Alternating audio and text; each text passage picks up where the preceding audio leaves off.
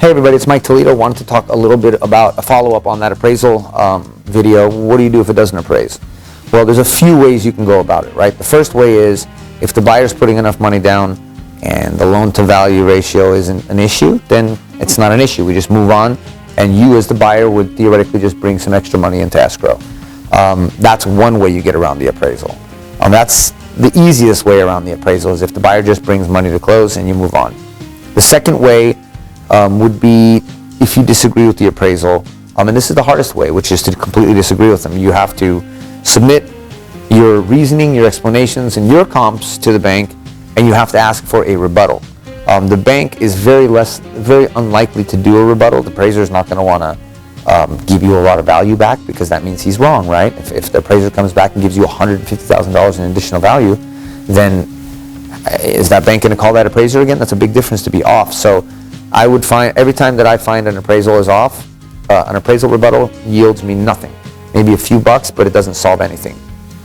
The third option, and the other, and again, the easier and less friction of an option would be to just change lenders altogether and start fresh.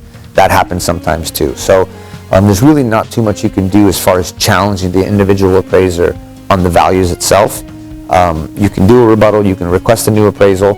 If the value comes back short, less than 3%, sometimes the banks will approve a reappraisal given the close proximity of value. But that's pretty much all you can do in that case, is either pay the difference, jump ship and get a new lender,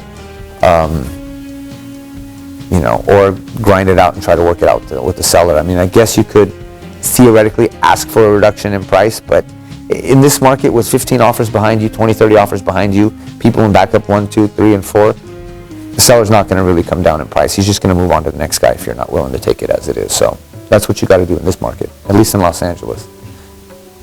Hey everybody, it's Mike Toledo. So if you have any questions regarding appraisal or value of your house, how big is my house actually as big as it is? My house says it's smaller on public record than I believe it is, because I know my mom put a room on in the back when I was a kid. And whatever the situation is, if there's any valuation issues, give us a call, because there's a lot of things that can be found actually to bring value.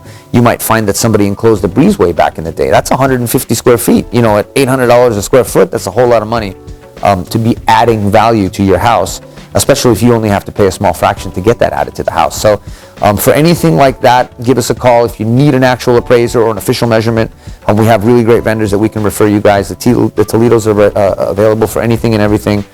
Just give us a call and we'll figure it out. If we don't know, we'll find out how to get it done.